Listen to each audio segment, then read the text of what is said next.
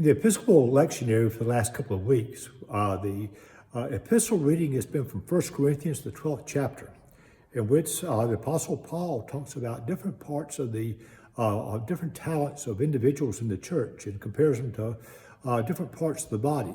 And he says that the eye is not jealous of the ear, and the nose still respects the heart and the fingers and all this, and that everyone has different talents. And some people have the talents to teach, some to speak in tongues, some to translate people who speak in tongues and all these type of things. And he's trying to make a very good point that it takes many different types of talents and individuals to make up a successful church or Christian organization like the current day church. Welcome to one of our videos from St. Mark's Episcopal in Dalton, Georgia, and all those joining us on Facebook, YouTube, and other social media. That's a very good example that Paul gives about the different parts of the body being used to as analogies to different talents within the church, because certainly a church takes a lot of talents and a lot of capable people to do that. But it's I think it's a little stagnant what he says, and maybe just a little fixed, because my experience, my observation is that people change over the years. Someone's talents and what they're capable of giving in their 20s is different than what it is in their 50s and what it is in their 70s. So people's talents develop and evolve, but also the needs of the church are a lot different than over different years and different periods of the church. Now there's a shortage of priests and organists, which is not a good thing to have. The church is going to have to address. But also, I've found there's a big need for people with the capabilities for dealing with social media and broadcasting those things. And not everybody has those, and the church is going to have to adapt to what the needs are. So the church always needs more talents, whatever. Another analogy besides 1 Corinthians Paul has, this goes back to a TV show that was on about a quarter of a century ago called Sports Night.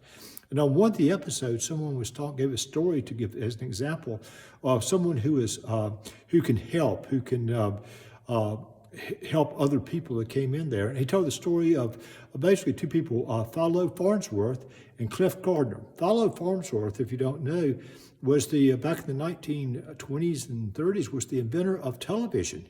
He was an engineer and scientist who figured out how to transmit moving pictures and sound through the airwaves, which is almost like scientific. In those days, nobody could fathom that, but he figured out how to do it. And he was very smart, and it took him years to develop this. But another person who plays a small part in this is a fellow named Cliff Gardner. Cliff Gardner was actually a neighbor of Farnsworth and eventually became his brother-in-law. But Cliff Gardner was did not have any scientific skills or knowledge or engineering expertise, but he figured out, he watched Farnsworth and looked at some of his drawings and figured out that fellow Farnsworth would need glass tubes in order to create the television. And to experiment and develop it, he would need lots of glass tubes. So Cliff Gardner volunteered to teach himself how to be a glass blower. And he set up a little shop in his backyard and started blowing glass because he realized that Farnsworth would need what would eventually become cathode receptors. So he made all these glass tubes that were used and eventually led to television. And television will not exist today without Farnsworth, but also will not exist without his brother-in-law who volunteered to learn how to blow glass and contributed. And that Cliff Gardner figured out what was needed and what he could do to help.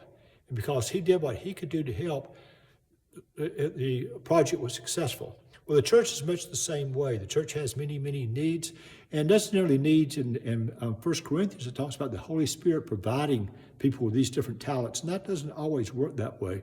The church has to develop people with different talents, with different knowledge, different strengths. Church has to develop people, but more importantly, people have to step up. And people may not be able to do much, but if you figure out that there is a need and you can learn to do something that will address that need, that's what the church has needed from the beginning, and certainly what the church needs today. So as we go into the church's need for this next year, we will say, thanks be to God.